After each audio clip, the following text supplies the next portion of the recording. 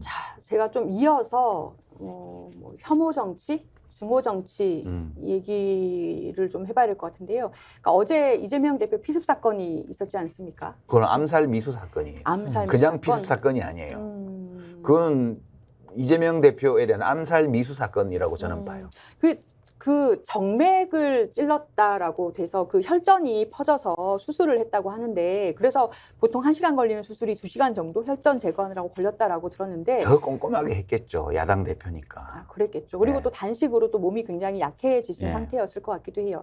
근데 조금만 비껴갔으면 동맥을 찔렀을 수도 있다라고 하고, 그 영상 보셨어요, 최 기자님? 예, 저 봤어요. 아, 저 근데 그거를 아무 생각 없이 그 유튜버께서 찍으신 네. 영상을 봤다가 정말 깜짝 놀랐어요. 그 영화의 한 장면 같죠. 아, 그러니까 이렇게 접근해서 뛰어오르면서 그렇죠. 그러니까. 맞아요. 딱 이렇게 예. 비틀면서 찔는 겨냥을 거거든요. 했어요. 맞아요. 겨냥을. 그러니까 그게 사실 이번에 이제 우리가 이런 사건이 나면 이제 의학 공부를 많이 하게 돼, 과학 공부를 많이 하게 돼요.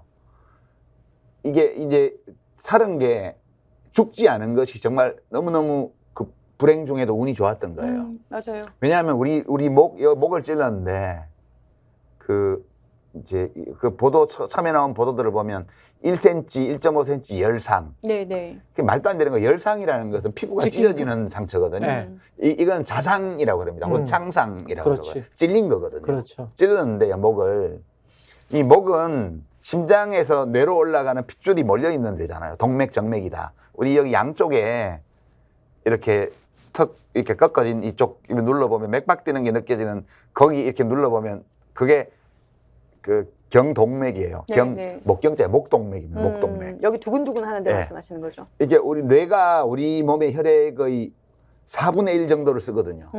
뇌가 이 에너지와 혈액의 거의 한 25% 가까이를 써요. 1.4kg밖에 안 되는데 뇌 무게가.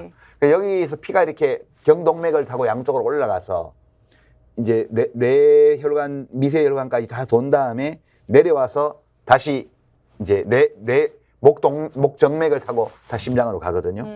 그러니까 이제 경동맥이 왜 위험하냐 하면 여기는 심장에서 뿜어져 나오는 거고 뇌로 들어가는 길이기 때문에 여기가 찢기면 뇌로 혈액 공급이 안 돼요. 그러면 몇십 초 안에 뇌 조직이 괴사하거든요. 그걸 이제 쇼크라고 얘기를 하는데, 그러니까 몇십 초 안에 죽을 수 있습니다. 경동맥을 잘리면요, 찔리면. 근데 이제 찔렀는데 그 1, 2cm 차이예요. 그러니까 경정맥, 그러니까 목정맥, 뇌를 돌아서 나오는, 그러니까 압력이 없죠. 중력으로 나오는 거니까. 그러니까 피가 줄줄 흐르는 거죠. 그러니까 여기가 이제 손상이 됐다는 거 아니에요? 그래서 현장에서 지혈을 하고 그렇게 해서 부산대병원에서 그러니까 우리가 이 정맥이 손상되면 혈액이 응고되면서 그걸 막으려고 노력을 하니까 지혈을 해서 그게 막혔어요. 네. 그러고는 이제 서울대병원 의료진하고 이제 부산대병원 의료진이 상의를 해서 이송하는데 큰 문제는 없을 것 같다. 예. 그러니까 이제 더 시설도 좋고 또 이제 뭐 그런 안정감이 있는 서울대병원으로 옮기는 게 좋겠다고 가족이 요구하니까 그래도 괜찮겠다 해서 옮긴 거예요. 가서 여기 이제 나와서 혈전이라는 건 응고된 피잖아요. 이게 흘러나와서 이쪽 혈관 주변 조직에 많이 쌓였을 거 아니에요. 이제 그거를 다 뽑아내고 씻어내고 그러고 이제 혈관을 봉합하느라고 시간이 걸린 거죠. 그렇게 되는 거니까 깊이가 조금만 더 들어갔거나 또는 위치가 1, 2cm만 더 벗어나서 경동맥도 이제 바깥쪽으로 많이 노출된 부위가 있고 안쪽에 깊이 있는 부위가 있어요. 그러니까 이 경동맥을 찔렸으면 구급차원도 20분이 넘게 걸렸기 때문에 그거는 사망이에요. 네, 거기가 또 외진대예요. 네. 예, 부산에서도 외진대라서. 그래서 그거는 그 칼의 형태나 그다음에 그 찌른 동작이나 이제 찌른 위치나 이런 걸 보면 배우가 있는지 없는지 동기가 뭔지는 모르겠으나 그것은 죽이려고 했던 거거든요. 일반적으로 암살 시도라고 얘기를 하죠. 암살 미수죠. 최 기자님 아침에 김어준의 그 뉴스공장에 류삼영 총경 나와서 인터뷰하신 거 보셨어요? 그러니까 그 현장에 바로 옆에 있어서 그 처치하고 이 119하고 전화하면서 지압하는 걸 다 하셨다고 하면서 지혈하는 걸 하셨다고 하면서 얘기를 하더라고요. 근데 정말 긴박했던 상황이더라고요. 그건 거의 죽을 수 있는 상황이었어요. 그러니까 영화 같은 데서 보면은 무슨 뭐 이제 막 무술 싸움 할 때 쇠짝대기 하나로 이제 사람 죽이고 하는 그런 사실은 시도인 거고 정맥을 골라서 찔렀을 리는 없기 때문에 사실 정말 이거는 살인 미수로 저도 법률가로서 보이는데. 근데 그 사람이 계속 또 서성거렸다는 거 아니에요? 그 전에도 주변을. 그 2일 전인가도 부산 행사 때 그 간담회 때 이제 차에 접근했던 그런 기록들이 사진 자료가 나오고 있죠. 근데 이제 중요한 거는 사실 뭐 그거 어떤 일이 있으면은 중인환 시리에 벌어진 많은 사람이 지켜보는 가운데 벌어진 일이고 영상 자료들이 있으니까 뭐 다른 뭐 논란의 여지가 없는데 이제 왜 그랬냐. 네. 그다음에 혹시 그 사람이 혼자 한 거냐. 뭐 이런 문제들이 남아 있죠. 그 동기와 준비한 과정에서 단독범인지 아닌지 이런 것들을 이제 좀 조사를 해야 되는데 지금 뭐 어저께 사고 나자마자 바로 뭐 중앙일보에서인가 제가 그걸 봤는데 무슨 민주당원이고 뭐 법 없이도 살 사람 그런 식으로 그 초기 보도들이 나왔잖아요. 근데 그 아무 근거도 없어요. 민주당원이라는 근거도 없고 이웃 사람 증언이라고 그러면서 제목을 그렇게 뽑았는데 밑에 내용을 들어가 보면 증거는 없고 그 충남도당 민주당 충남도당에서 우리 당원 멤버의 그 이름은 없다. 그러면 이름을 다 안다는 얘기잖아요. 지금 우리도 이름을 다 알죠. 어저께 이제 그 어느 인터넷 유튜브 방송에서 그거 다 공개를 했잖아요. 아산시 배방읍에 있는 공인중개사 사무실 간판하고 이게 다 나왔습니다. 사람 이름, 얼굴 사진까지 다. 그건 뭐 영상에 다 공개가 돼 있으니까. 근데 경찰이 지금 수사를 하려면 각 정당의 당원인지 여부를 알아봐 달라고 얘기할 게 아니고 그 사람의 핸드폰부터 시작해가지고 통화 내역 이걸 싹 다 뒤져야죠. 근데 지금 뭐 어떻게 수사를 하고 있는지 모르겠어요. 근데 일부 언론은 벌써부터 무슨 왜 부산대병원에 수술 안 하고 서울대병원 갔냐, 서울 중심주의 아니냐부터 시작해가지고 뭔데 그 무슨 응급 헬기를 탔냐 이런 시비를 걸고 있죠. 일부러 소음을 생산하는 거죠. 일부러 소음을 생산해서 본질은 비껴가는 것이고. 언론이 이러한 정치인에 대한 테러를 소비하는 행태요. 저는 어제부터 해서 저도 굉장히 좀 우려가 되던데요. 저는 근데 그 전에 그 우리가 팬덤 정치나 이런 것들 이야기할 때, 이런 거 이야기를 할 때, 그 오래전부터 생각을 해온 건데, 좀 편향돼 있다, 진짜 편향돼 있다, 그런 생각을 해요. 왜냐하면 태극기 막 흔드는 분들 있잖아요. 그러니까 특정 세력이나 특정 정당을 극단적으로, 팬덤 정치가 나쁜 거는 극단적인 행태가 나쁜 거 아닙니까? 그렇죠. 행동이. 열렬히 지지하는 건 좋은 거죠. 그렇죠. 그러니까 극단적인 행동이 나쁜 건데 극단적인 행동은 사실은 김영삼 대통령, 김대중 대통령 지지자들도 물론 87년도에 TV에서 그렇게 일부러 비춘 측면은 있지만 뭐 대선 때 보면은 서로 막 싸움을 하고 그거를 일부러 이제 9시 뉴스에서 비추고 노태우 후보 같은 경우는 굉장히 평화롭게 유세하고 그런 것들을 비췄었잖아요.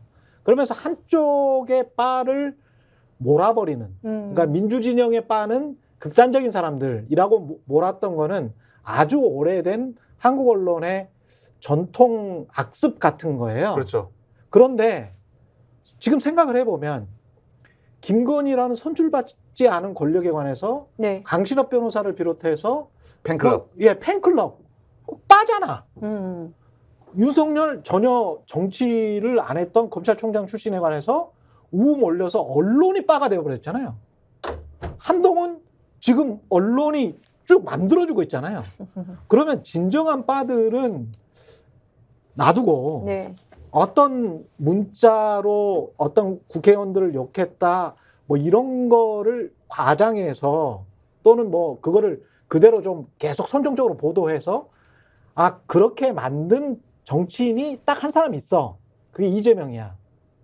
그래서 이재명에 대한 혐오감이 일반 대중에게 이렇게 점증될 수 있도록 하는 어떤 환경을 만든 게 아닌가 그런 생각도 들어요. 그러니까 지금 정치가 진영화되고 양극화되고 서로 간에 부딪히는 게 한 사람의 탓이거나 이재명 빠의 탓이거나 또는 그 전에 무슨 신문이라고 해가지고 문빠의 탓이거나 그건 노사모. 노사모의 노빠. 탓이거나 아니 그러니까 이게 전형적으로 그러니까 그렇게 복잡하게 따질 문제가 네. 아니에요. 아니고 저쪽은 그런 집단이 없어요. 그러니까 국힘 쪽은 그렇게 자발적으로 모여서 조직을 만들고 자기들이 지지하는 정당과 정치인을 위해서 헌신해주는 집단 자체가 없었어요. 박사모 있었잖아요. 박사모. 박사모가 그 유일한 네. 예외인데 박사모도 뭐 그렇게까지 네. 뭐 활발한 그건 아니었어요. 그런데 박사모가 유일한 예외고요. 박사모는 사실은 뭐 좀 특이한 케이스고 그거는. 근데 지금 제일 진영 논리가 극심해진 것이 언론이에요. 정치가 진영 논리로 가는 거는 그런 생리상 너무 자연스러운 일이에요. 정당이랑은 패거리 당자니까 당연히 국가 운영의 기본 방침과 원칙을 가지고 이제 생각이 같은 사람끼리 모여서 내가 옳다, 니가 틀렸다라고 싸우는 거니까 정치인은 양극화 또는 그 진영 논리가 너무 자연스러운 거예요. 이제 문제는 언론의 진영화입니다. 네. 그러니까 우리나라에서 진영주의의 아주 아성이 이 사형 언론이에요. 사형 언론. 족벌 언론, 재벌 언론, 경제신문들은 재벌 언론이죠. 관영이 그다음에 아니라 조정동은 족벌 언론이죠. 요즘은 이제 건설사 언론이 한 10개 됩니다. 네. 예. 그렇게 이 사형 언론들이 진영 논리의 아성이에요. 이들 자신이 진영화되어 있어요. 그래서 그 국힘 쪽으로 진영화되어 있기 때문에 그쪽의 그 팬클럽, 박사모 이런 데들은 비판을 안 하고요. 노사모도 아주 한국 정치 망치는 집단처럼 했고요. 그랬죠. 그 다음에 문파, 뭐 문재인 지지층도 그랬고요. 지금 와서는 이재명. 그러니까 이재명에 대한 악마화는 더 심하죠. 그 아예 사형 언론이 악마화에 앞장서고 있죠. 그렇게 하고 있으니까 뭐 대통령이 또 극우 유튜버들 초대해가지고 뭐 표창장도 주고 무슨 모임도 하고 이렇게 했잖아요. 그리고 자기들이 와서 뭐 선물 받은 거 자랑하고 그런 유튜버들이 뭐 종이칼로 한 자작극이다 이런 얘기들을 어제 벌써 내뿜고 있잖아요. 그렇죠. 그거를 지금 대통령실이 본다는 거 아니에요. 그러니까 이게 우리의 사형 언론들은 완전히 진영화되어 있고 더 극단적인 진영화를 대통령실이 하고 있는 거죠. 그런 조건에서 언론 보도가 그렇게 나오는 거기 때문에 그것은 뭐 전혀 새로운 일이 아니고요.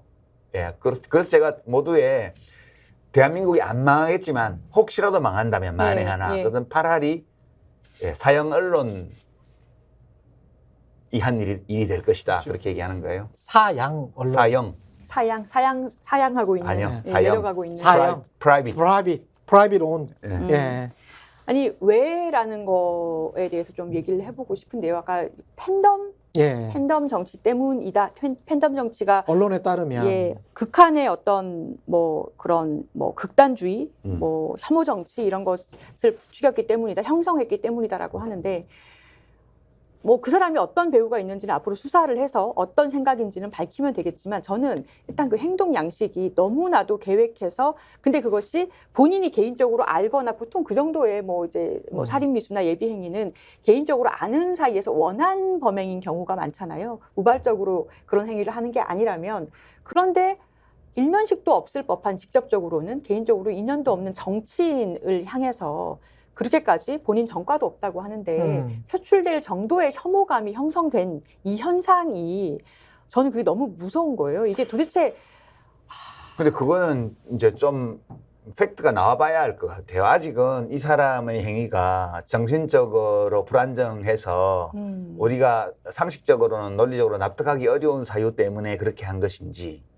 아니면 정치적 신념에 따른 행위였는지 단독 행위였는지 아니면 공범이 있는 조직적인 범죄인지에 대해서 우리가 판단할 수 있는 팩트를 아무것도 안 갖고 있어요. 그래서 지금 어떻게 평가를 하기에는 너무 이르고요.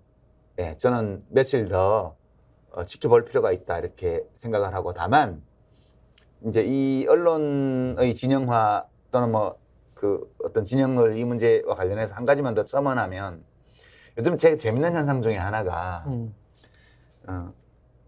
그 누구죠? 그 이상민 의원 네. 뉴스가 별로 없어요. 탈당하고 나서. 갑자기 많이 없어졌네요. 그러네요. 그게 네. 저 이상민 의원이 잘못 생각한 건데 아니 잘못 생각은 아니고 그냥 그런 거죠 원래. 민주당 안에 있으면서 막 분탕질을 해야 뉴스 가치가 있어요. 그래야 많이 나오죠. 네, 많이 그러니까 이제 나오죠. 언론이 네. 진영화되어 있기 때문에 언론에서 어떤 뉴스를 중요하게 여기냐 하면 민주당의 분열과 내분을 조장하는 팩트를 중시해요. 그러니까 이상민 의원이 민주당의 당적을 갖고 있으면서 현역 의원으로 있으면서 계속 이재명 대표를 욕하고 비난하고 비방하고 이런 거는 굉장히 가치 있는 뉴스예요.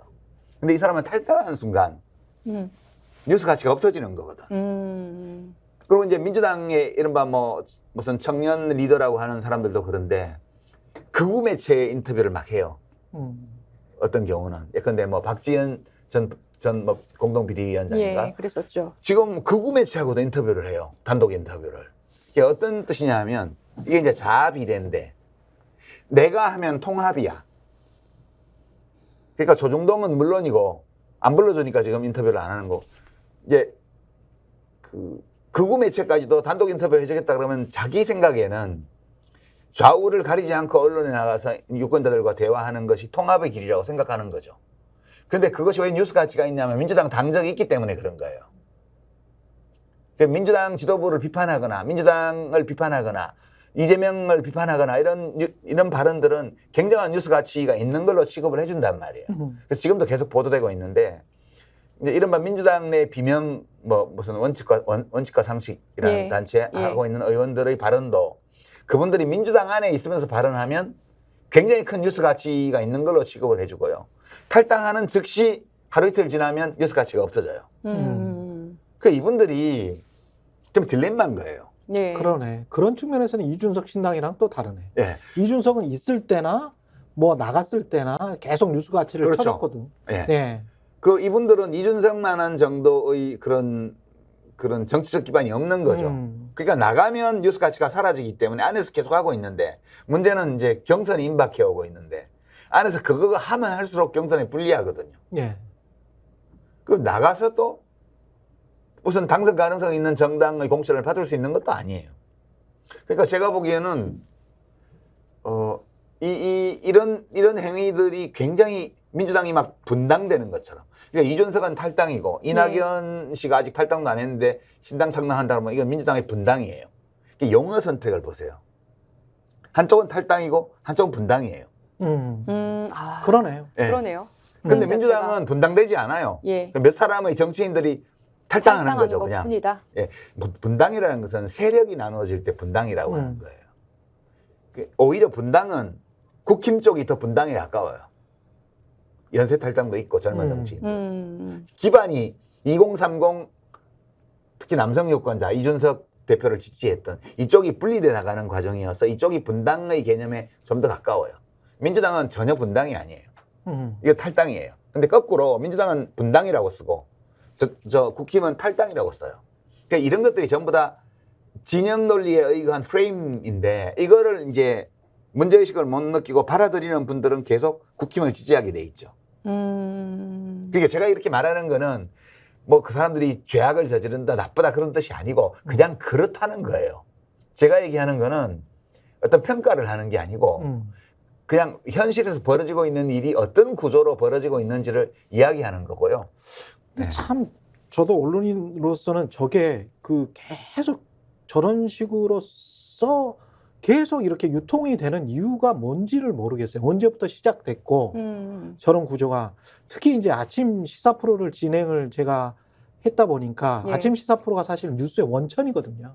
그 아침 시사 프로만 보고 그리고 실제로 정치부 기자들이 아침 시사 프로에 누구 나오는 거 보고 거기에서 이제 아주 타이핑을 하고 있습니다. 그런 상황인데 한 20분 정도 인터뷰를 하면 딱 A4 용지로 반장짜리 기사를 쓰는데 딱 저렇게 민주당의 내분과 관련해서는 늘 헤드라인이 잡힙니다. 늘 헤드라인이 잡혀요. 네. 예. 그리고 이재명 대표에 대한 비판은 무조건 헤드라인이 잡힙니다. 근데 그거를 연합뉴스에서 시작하는 건지 뉴스원에서 시작하는 건지 그걸 뭐 다 동시에. 예. 전부 다 동시에 합니다.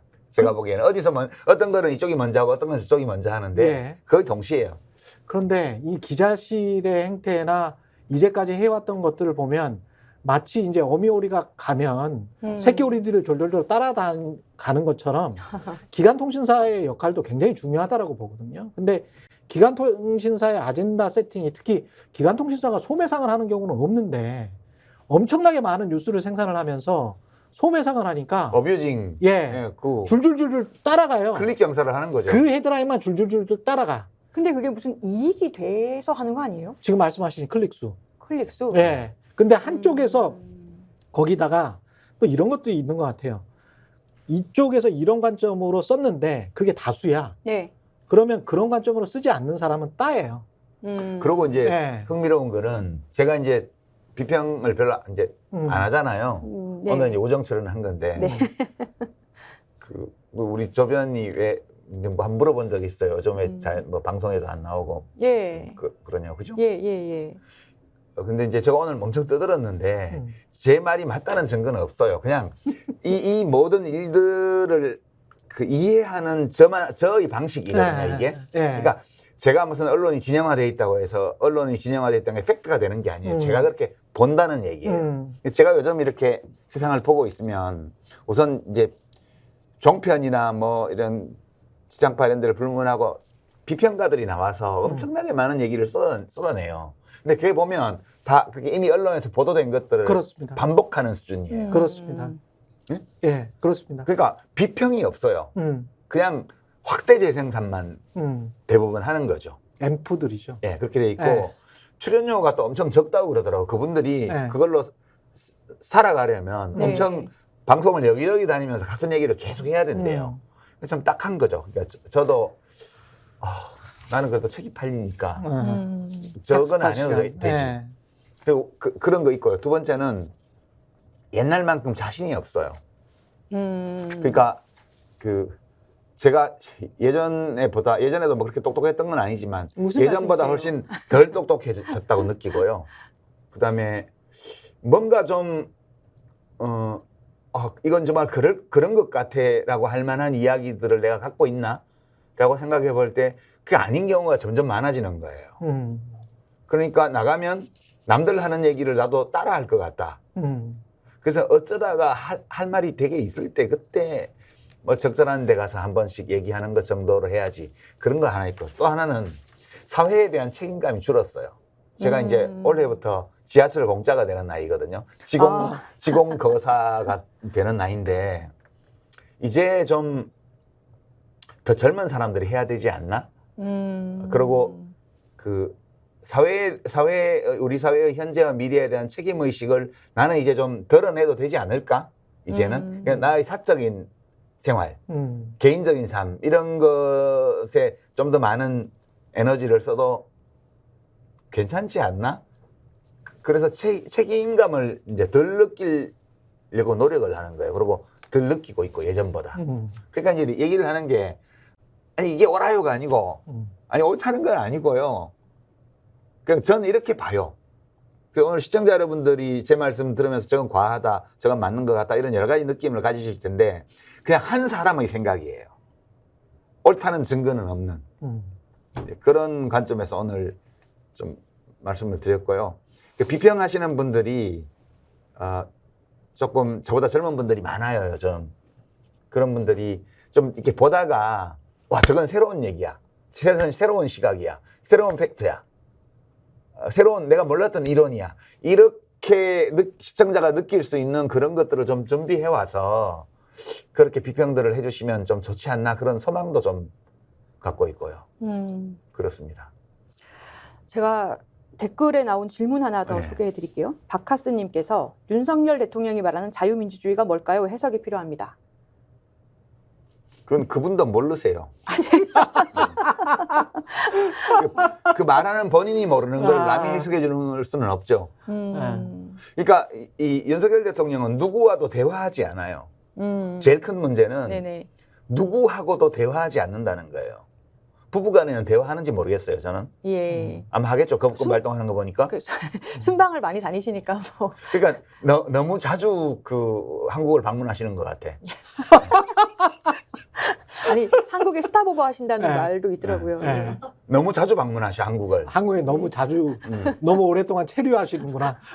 그러니까 이제 약간 어떤 느낌이 드냐 하면 자기만의 가상현실 안에서 사는 것 같다. 그러니까 순방이 곧 민생입니다. 이런 얘기를 할 때 아무 뜻없는 얘기예요. 그냥 밑에 써준 거 얘기하는 거예요. 그리고 이번 신년사도 보면 되게 재밌습니다. 네. 제가 이제 정말 그 너무 그럴 만한 가치가 없는 문서라서 어디 가서 비평은 안 하는데 윤석열 대통령의 가상현실이 어떤 요소로 구성되어 있는지를 되게 잘 보여줘요. 그러니까 뭐 아주 세계적으로 어려운 조건 경제 환경에서 우리가 잘해왔다 이렇게 보는 거죠. 근데 우리나라 경제 성장률이 세계 평균 경제 성장률이 반도 안 돼. 이것이 현실인데. 예, 경제 극복했다로 시작하죠. 예, 예. 그 윤석열 대통령의 머릿속에 들어있는 현실은 그것과 아주 달라요. 그다음에 이제 물론 어려움을 겪은 나라들도 있었습니다. 하면서 특정 국가에 대한 의존도가 심한 나라. 우리나라. 우리를 말하는 거야. 그러니까 우리나라를 생각했다면 그 우리나라인데? 이 환경이 어려운 것은 전 정부들이 네. 중국 의존을 했기 때문에 지금 내가 대통령 되고 나서 어려운 겁니다. 이 얘기예요. 그러니까 완전히 네. 그 윤석열 테마파크가 있는 것 같아. 정신적으로. 그리고 이제 그 윤석열 누구 놀고 있는 거예요? 거기에서는 전두광도 놀고 있고 뭐 이렇게 되는 거죠. 윤석열 대통령의 참모들이 대통령이 그런 가상 세계를 튼튼하게 구축할 수 있도록 많은 정보를 제공하고 보고를 하고 프레임을 제공하고 이렇게 하는 것 같아. 다 같이 뭐 청룡열차도 타고 그렇죠. 막 그러시면서 이번에 대회 본인 순방의 성과도 굉장히 있다라고 그럼요. 또 신년사에 쓰셨더라고요. 그러니까 현실과 전혀 상관이 없어요. 지금 우리나라가 지금 그 고전적으로 경제학 이론에서 말하는 하향 나선형의 악순환에 지금 들어섰거든요. 갇혔거든요. 지금 그렇죠. 이미. 그러니까 소득이 줄고요. 소득이 줄면 소비가 줄고요. 소비가 줄면 이제 경기가 나빠지기 때문에 기업의 투자가 줄고요. 투자가 줄어들고 경기가 나빠지면 조세 수입이 줄어들고요. 조세 수입이 줄어들면 정부가 재정을 또 감축하고요. 그러면 정부가 재정을 감축하면 총수요는 더 줄어들고요. 그러면 민간 가계의 소득은 또 더 줄어들고요. 이 악순환은 이미 100년 넘게 경제학계에서는 한번 갇히면 특단의 대책 없이는 빠져나오기가 매우 어려운 그런 하향 나선형의 악순환 고리로 이미 다 인식되고 있는 상황이거든요. 예. 근데 대통령은 이걸 전혀 몰라요. 우리가 뭐 세계에서 2위다 이런. 그러니까 그 전년도와 그 금년도를 비교해서 물가 수준이 어떻게 됐냐를 중심에 놓고 한국이 작년에 인플레가 심했다고 원래 좀 덜하니까 그 지표상의 착오거든요. 그거를 막 신년사에 자랑해요. 그러니까 이게 사람들 부하나라고 하는 것 같아. 열받으라고. 신년사인데요. 예. 총선 앞두고. 근데 얼마나 이 정도일 줄은 몰랐지 뭐 이러면서. 아니 본인은 아니 국힘의 안티가 대통령이신가. 본인은 또 엄청 진지해요. 진지해. 그거를 말하는데 정말 엄숙한 표정으로 예. 뭐 새해 첫날부터 예. 그 엄숙한 표정으로 말하는데 내가 이렇게 잘했는데 안 알아주고 지지율이 35%밖에 안 되기 때문에 무척 화난 표정으로. 그거 끝내시고 기자실 가가지고 김치찌개나 먹읍시다 이러고 가셨다잖아요. 그 김치찌개를 먹으면 대화를 안 해도 되잖아요. 먹는 거에 대한 얘기는 할 수 있잖아. 역시 김치찌개는 돼지고기를 통으로 왜 자꾸 이렇게 뭘 썰어야 먹이시는 맛있어. 거예요? 원래 아니, 대통령이 근데- 기자들한테 그렇게 먹여요? 아니 굉장히 먹는 거에는 진심이신 것 같아요. 그럼 술하고 예. 마시는 거 먹는 건 진짜 진심이에요. 진심이신 것 같아요. 예. 그리고 계란말이도 그 정도의 후라이팬에 사실 저 고급 스킬이십니다. 예. 셰프를 하셨으면 더 나았을 뻔. 모두에게 행복했죠. 예. 공부를 이제 잘하시는 분들이 괴로움이 많아요. 다른 재주가 있어도 예. 사법시험에 내몰리기 때문에. 음.